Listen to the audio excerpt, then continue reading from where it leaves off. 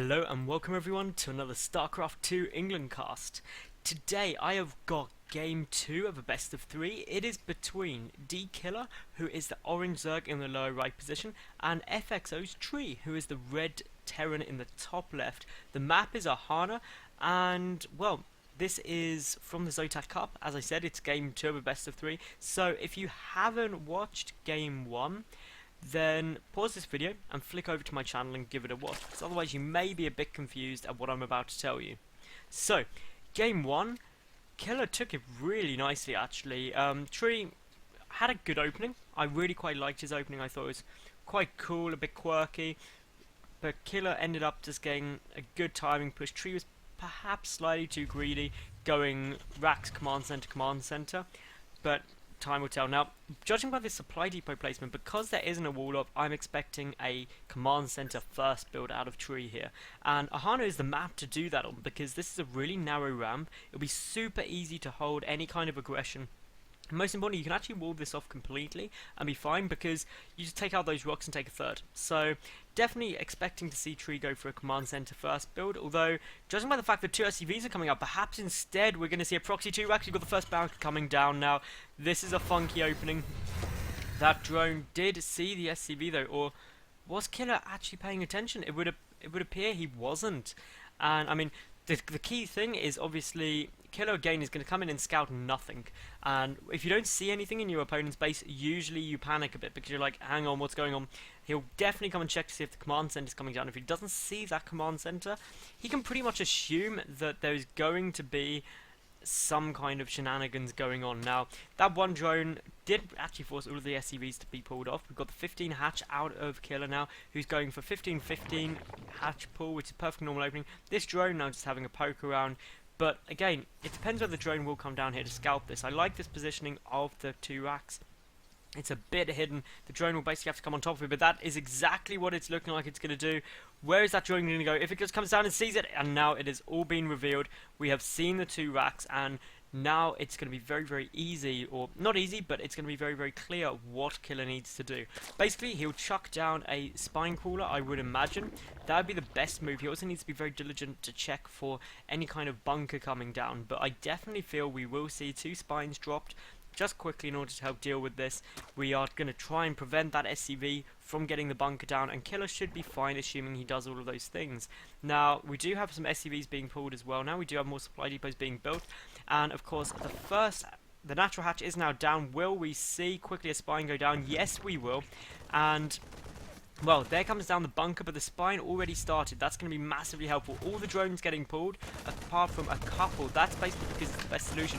This is great positioning of the bunkers there, preventing the drones being able to get us around on them, and basically means that those marines will be able to deal huge amounts of damage. But in come the Zerglings, and now basically just got a huge amount of units here, and it really is a flood, because if Tree was able to get a hold here, it'd be very, very difficult indeed for dKiLLeR to pull through. But it does look like the SCV is still going, so one of those bunkers will definitely finish. We've got the Zerglings and the drones there trying to help out as much as they can. The SCV taken down, that's absolutely critical, but now this bunker's going to have to get focused. There's still, the second bunker is finished as well, so that's going to be a bit of a pain. And just great movement, exiting the SCV around the back, allowing it to try and get the repair off, but now everything has been cleaned up. And to be honest, the mining time lost, and the fact that the amount of mineral was lost is very, very equal. I can't help but actually feel that was a good opening from Tree. I think he did enough damage to make it worthwhile. The only problem is, of course, he's got nothing behind this. He lost 250 more resources, but if we look at the work count, it's 15 to 12 in favour of Tree, so he's got a better economy. And also, by pulling all of those drones, a huge amount of mining time was lost. But these 2 racks do need to get lifted up. We've got a command center coming out now, and I mean, yes, perhaps dKiLLeR is slightly ahead because he's got that extra base out, but to be honest, I think it's pretty level pegging. It was a good opening. We've still got a lot of pressure able to be applied by Tree here, because ultimately he's got a lot of marines, and eventually you get to the point with marines that you get so many that Zerglings don't engage them well. In a small number like this, Zerglings can get a good surface area to attack, but once you start getting more, it becomes really difficult, and that spine will become important, the queen will become important. Trying to spread some creep really quickly, but that spine will force marines back for the moment. You don't want to give up hits unless you're going to commit. Now, we do have again, 2 racks into 2 CC. So apparently Tree is following the great example led by in Noah's Ark of 2 of every kind. So we should see 2 factories and 2 starports following this up. That was a joke for anyone who didn't get it, although by the double gas we'll definitely be seeing some kind of tech coming out fairly soon. A second spine cooler being added on here by dKiLLeR, which I think is a good move. Just keep yourself safe. Definitely make sure that those marines don't come up. The barracks are floating back now. This is the downside to going for a proxy 2 racks. You have to fly them back. And, well, when they're flying back, they're not producing marines, which means they're wasted units, basically. Now, that one marine will die, but, of course, the rest of the Zerglings will get taken down, and now that Overlord is gone. That's going to supply block dKiLLeR momentarily. He needs to start another Overlord, because he's at 36 of 36. We've got a bunker coming down here, so Game Tree is going to try and contain. Remember, we saw this in Game 1, a nice little containment move, just trying to prevent the Zerg taking a 3rd base, but what that pigeonholes them into is actually putting on 2 base pressure, and Tree's build doesn't lend itself to that because he's got these 3 command centers. But here comes the factory. We've got the 3rd barracks adding in to get a complete wall off, so that'll be very hard to punch through. More spine crawlers being added on here by dKiLLeR, so again, he is definitely gearing up to be very, very defensive. Thinks there's a lot of pressure, but actually Tree is going for a really cool build where it was initial pressure, which again is keeping the fear in dKiLLeR, but he's now just getting command centers off the back of this. Now double factory as well. I would be quite... Actually, what I expect to see now is a tech lab and a reactor and get blue flame Hellions. That would be the most logical course of action with 2 factories this early on, and would open him up into a nice Hellion Marine build, which isn't gas intensive, which allows him to basically go mad with the mineral income. Here comes down a tech lab, and will we see the reactor there as well? Time will tell. But now we do have the spine crawler out. Spine crawlers do outrange bunkers if they are in just the right position, so that is being demonstrated right now. And of course the bunker will probably get salvaged because it's only a matter of time before it dies. Speedlings are going to try and run around, but of course can't get in the base. A tech lab now getting down on there, and we also have the reactor and blue flame on the way. I predicted it here first, so this is a good opening. The marine position great here. The reason it's a great position for the marines is that basically they have minimal surface area for the Zerglings to attack, which basically means the Zerglings deal as minimal damage as they can, whereas the marines can all engage, which again is the advantage of a ranged unit. Now we do have the gases being thrown down here, going up to 3 for dKiLLeR. Tree on the other hand is just sitting there with 3 as well, but already up. The Hellion production is being ramped up. He's got, once that reactor finishes, he can really start pumping them out, and blue flame Hellions are crazy good. And essentially the combat shield coming down as well. This is going to be a very, very lasting army. The counteraction to this is banelings though. And really the big thing we need to see from dKiLLeR if he wants to hold this is baneling, because that works so well, because obviously Hellions and Marines are both light units. The 3rd base on its way out for dKiLLeR here as well, and just keeping a look around, we've got no sign of marauders or anything like that, but here comes the baneling nest, the absolute critical key for dKiLLeR to be able to hold this. He's also got the watchtower. That's going to help him so much because he'll see this push coming. Now this is an awful lot of marines, so this is gearing up, taking out these rockets, ready to take the 3rd complete wall off is there of course, so that basically just means that all Tree has to defend is this area, so that obviously makes it a bit easier for him. Taking a quick look around, we've got the Zerglings picking off these rocks, trying to get quick access to the 3rd. And now, it looks like those marines are going to start moving over. We do have 3 more Hellions about to pop out, so that is all very, very nice timing. And now we see the factory move off and build another tech lab. So they'll switch into tank production, into the kind of normal tank marine.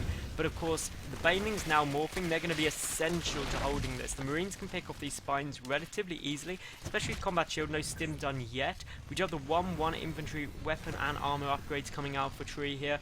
And dKiLLeR, well, obviously he's got those banelings. The banelings don't have speed though, so the creep spread is going to be essential.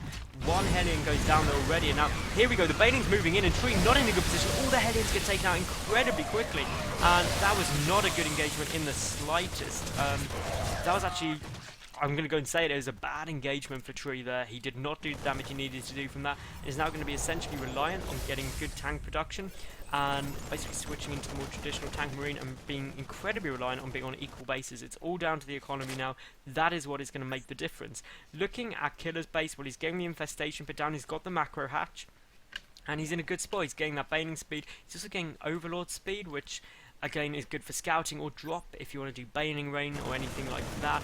And of course the 1-1 upgrades are pretty equal to that of trees, so this is all good. The armory coming down, that's of course for 2-2 upgrades, and also for the vehicle weapon upgrades, which are essential against Zerg, because basically if a Zerg player does have equal armor upgrades to the tank attack, or rather if the Zerg armor is above 1 compared to the tank attack, then tanks take, basically you need 2 shots to kill Zerglings, and that sentence came out so awfully, I do apologise, like it was actually hurting my own ears hearing myself say that. But now we do have killer coming with a massive Zergling run by, and there's just nothing here to defend it. This is going to force a whole load of units to pull back. Most importantly, it did a good little bit of damage. We saw killer kill 13 workers there and a couple of mules. It also delayed mining time. Those mules are going to be less effective. And still just a handful of marines, and we've got a couple of banelings morphing in, and with only 2 tanks sieged up, 2 are rallied, but they aren't actually in a good position yet, and that is a real misstep by Tree right there. He really needs to see that coming in. And now in come the banelings, and if we get a surround on these marines, which is exactly what we're going to see, not quite perfect though, but the banelings are going to be able to engage. This is great engagement here for killer right now. If he gets those banelings in, he's going to be able to pick up quite a few more SCBs. That takes him up, well, only 14, but he's got a lot on red health. The 4th base on its way down for killer, as well as the 7th and 8th gas, and the hive is about to finish up, so no spire yet though, so I reckon ultras are going to be on the cards, which to be honest they're a good move. You've got infestors out already, and if I am not mistaken, he has got pathogen glands research. The first infestors coming out with fungal growth, that obviously sticks everything down, allowing the ultralists to get into range and deal nommy damage to everything they touch. Now obviously the 2-2 upgrades are on the way, so adrenal glands should get started shortly for killer.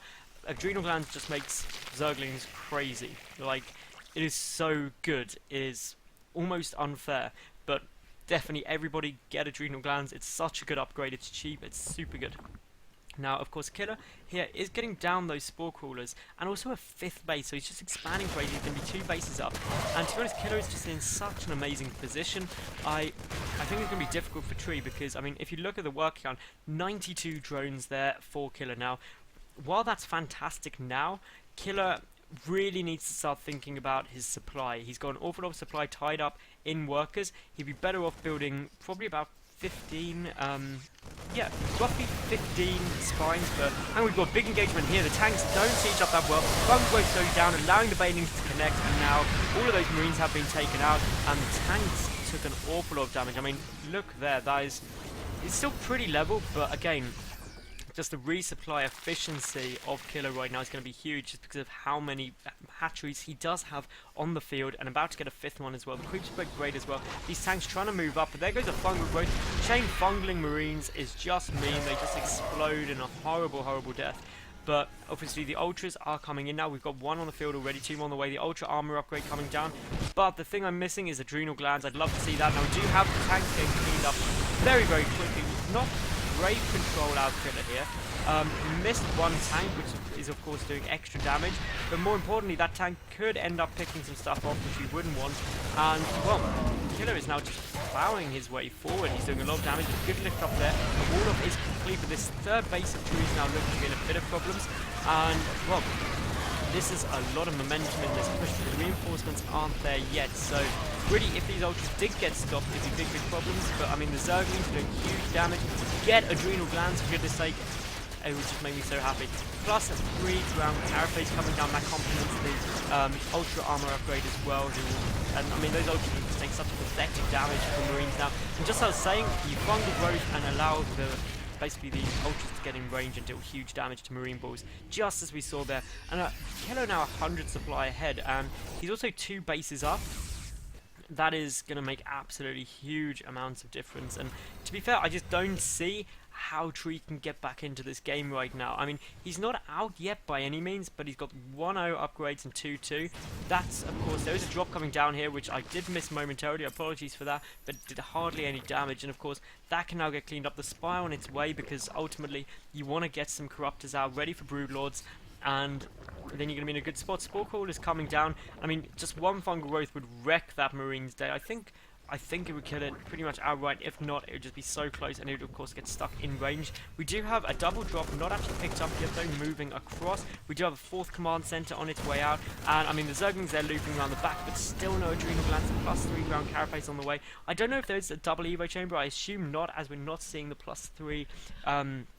No, there are 2 evos, so I'm very surprised that we aren't seeing that +3 melee attack as well. But more importantly, I'm incredibly shocked we haven't seen adrenal glands yet, because look at dKiLLeR's money right there.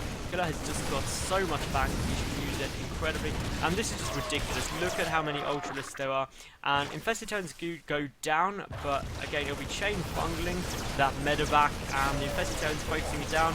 Will it get away? No, it won't. So that was a good little win there. If we take a look up at Tree's base, I mean, he's getting the 3-3 upgrades. There's +3 melee attack started now, very late though compared to the +3 ground carapace, and still no adrenal glands. It really stresses me out when Zerg players don't get adrenal glands, because if you're going for a lot of Zerglings, which you almost always are, it just makes it so much better. It makes run by so much better. This is scary to push into though. I mean, Tree is pretty bolstered up. There's no cost-effective way to engage this, but you can attack that mineral line quite nicely. The tanks are going to do huge damage. That command center as well is just so in the way. Big losses being taken, but a huge amount of work is killed. Now fungal growths are going off, but they don't actually manage to kill any marines quite yet, and the infestors are missing. We do have the greater spire on the way, more infestors getting reinforced, and I mean, if we look at the work count, 46 to 89, that, ladies and gentlemen, is sick. That is just absolutely amazing. So dKiLLeR basically just has to hold this push, and he should be able to crush it. And I don't actually agree with Tree moving out. He should be trying to secure a 4th base, in my honest opinion, but instead he's going to try and do some damage, but that could leave him in a very, very bad position, because in come the Zerglings. The ultras do get completely mowed down though by those marauders and tanks, and I mean, now we're getting to the problem I suggested earlier, that with 90 drones, you've got 90 supply taken up with armies. I mean, if we look at the army supply, it's very equal, and that's not where you want to be as a Zerg. You'll have a higher army supply in your equipment. The spines are going to give a bit of time in order to delay. We've got 6 broodlords walking in. They're going to help massively, because the marine count is very low at only 30. The tanks obviously can't do anything against broodlords. The broodlords will force an unsiege, which will allow the ultras to engage. Massive fungal growth goes down. That's really, really good. We want to see a chain fungal there, but we don't see the second one out there yet. Now there goes some more fungals. We do have the broodlords moving forward, and with only a handful of marines on the field right now, then it's not going to be too easy to deal with those. Vikings have already started production though, but of course, so many broodlords out, and there's just so much money. dKiLLeR can do basically whatever he wants right now, and that's really what he should be doing. I'd almost like to see a second macro hatch chuck down. That would help absolutely tremendously with just the production, because he's got so much money. And as a general rule, if you have 1,000 minerals in the bank as a Zerg player, expand. Or just build a hatchery, but preferably expand. I mean, on Ahana it's quite difficult to, because these 2 bases are so close to your opponent that it would be near impossible, but again, if you've got so much money, what else are you doing with it? Very little is the correct answer. So we do still have this big force here. Obviously only 2 Vikings. Are there any corruptors on the field? 10 corruptors will absolutely decimate that. And this is really dKiLLeR transitioning into much more of a broodlord corruptor infestor build. It's got the spine wall down there as well. We have a single marauder getting killed by drones, but it does manage to actually pick off that hatchery. That's going to be annoying for dKiLLeR, because his economy is one of his key points there. And I mean, we do have the broodlords coming over. This is just a sick army composition. Broodlord, corruptor, ultra infestor. Like literally, that is just sick. That's like coming up against a Protoss player who's maxed out on Colossi carrier with a mothership. It's just like, how do you deal with that? Anyway, we do now have a big engagement coming in. Those corruptors are going to kill as much as they can. We've got huge amounts of infested territories getting locked down. No fungal growth yet though. The obviously ultras are getting mowed down, and of course these marines being 3-3 are just absolutely crazy. 3-3 marines are overpowered. I'm going to say it. It's just sick. Look at them mow down that army pretty much single-handedly. Now, good corruption coming down here, a bit late though, unfortunately. And now we've really got a position where actually dKiLLeR has ended up on the back foot, but he's got so many reinforcing units, he's just got so many infestors and so many broodlords, because all of his ultras, well, a lot of his supply was taken up by ultras, which weren't that great in the later engagements. But here we go, we've got fungal growth just going down everywhere. Infested Terrans getting locked down, but good control by Tree of those tanks, just to go and get them to do everything they can. The Broodlords are coming, and the Broodlords are going to absolutely decimate this army. A lot of Corruptors as well, ready to deal with the air, but the Marine count is still at about the 36 mark. Good little drop of Infested Terrans, but of course, I'm not going to fall for that trick, but here are the Broodlords, and my god, do they deal a lot of damage. The Zerglings coming in as well. Well, the tanks do get taken down, and now of course these Marines are in problem because they will not be able to get away from those Zerglings easily, but suddenly the 4th base is going to be the focus of Killer's attack. We do have a counter attack coming in here though of some tanks and Marines to the 4th of Killer, but Tree, he's going to lose that because the Corruptors are there as well, so they will manage to pick up that command center. Just so many workers taken out now, 61 killed. That is absolutely mad. We do have this 4th base about to go down because Broodlords are so slow. They're never going to get back, and that's of course irritating because, well, even the 3rd nearly mined out now for Killer. Obviously though, that's exactly the same for Tree, who's mined out pretty much all of his bases, so he's going to have no income very, very shortly, and being about, well, being 92 supply behind is not fun. He's only got 42 workers as well compared to the 81 of Killer. This little force has just got cleaned up very, very nicely as well, with very minimal losses. Those medevacs getting picked up incredibly quickly, and suddenly we're now in a position where Killer looks pretty much unstoppable. Yes, there's this small force, but I mean, there's just no way the Marines will be able to kill the Broodlords in time, even if they focused, because obviously with the fungal growth. So this is, in my opinion, a matter of time now. It's a ticking clock for Tree because, well, this is all he's got left. His income is pathetic. Yeah, he's still mining 800 minerals, but that's including mules, and he's going to be mined out very, very shortly. Now there goes the good fungal growth. The chain fungals are going down. The Broodlords are able to do their thing, and obviously Broodlords attacking with Broodlings means that it's 100% cost effective. If you don't lose anything, which is great. The medevac getting sniped down very, very quickly, and to be honest, I think we'll see a GG any second from Tree. The fungal growth is going down. We've got Broodlords coming in, and the Marine numbers are just so low. Only 14 Marines. 14 Marines against 8 Broodlords just won't work. And, I mean, obviously, as you see here, even the Broodlords getting microed. And there is the GG out of Tree. So that does mean the Killer takes this best of 3, 2-0 with some amazing play. There were some parts where he looked dodgy, but managed to bring it back. So guys, if you did enjoy this video, please give it a thumbs up. Please subscribe to my YouTube as well. I get new top level games up every single day, and I really like the support, and also just for you to enjoy my casting. Leave a cool comment, let me know what you think of the players, the game, or the casting, and also follow me on Twitter. But most importantly, I really hope you all enjoyed, and hope to catch you again soon. Bye for now.